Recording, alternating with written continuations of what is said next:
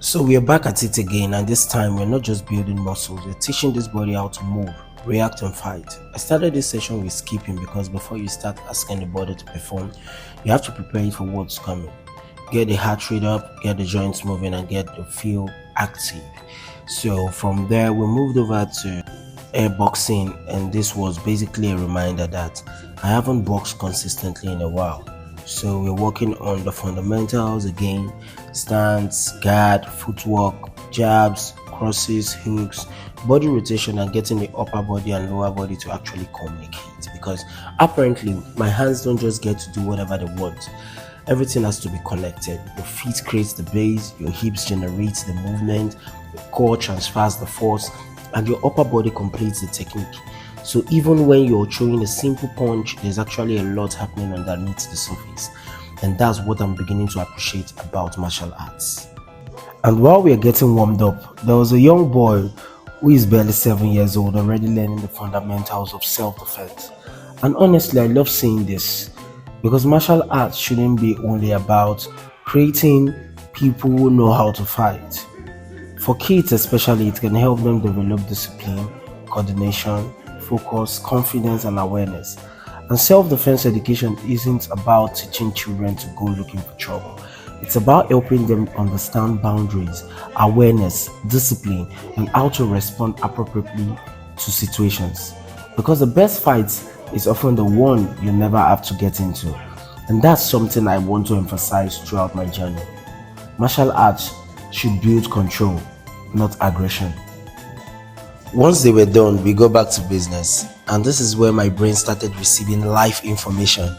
We moved into coordination and speed work, orthodox, southpaw, switching positions, ranging combinations, reacting to different movements, and trying to make sure the brain and body are communicating at the same speed.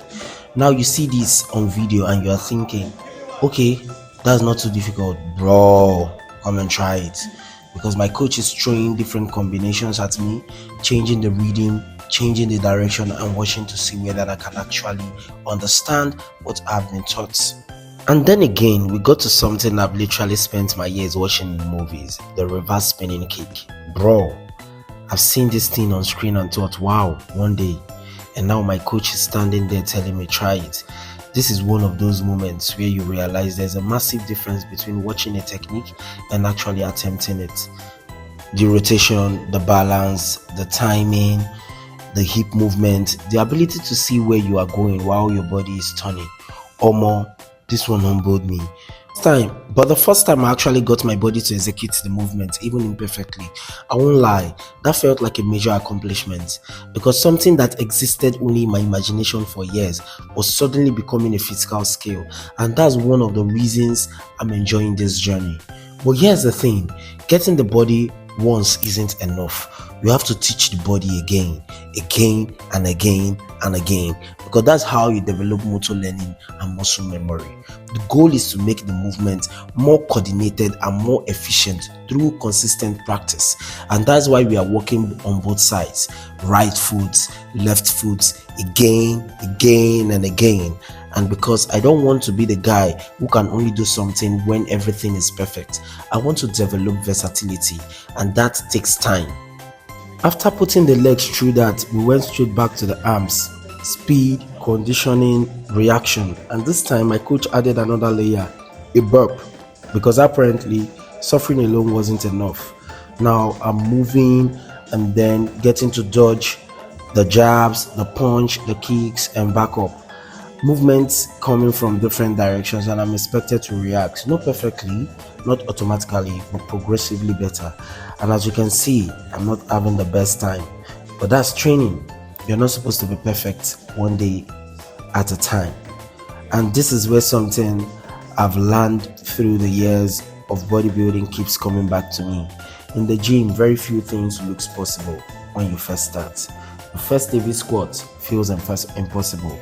Your first pull-ups feels impossible. Your first muzzle up feels impossible. Your first transformation feels impossible until you train, you fail, you adjust, you recover, you come back, and eventually your body adapts. That's the same mindset I'm bringing into martial arts. That reverse spinning kick, it looked impossible to me, Today I've attempted it.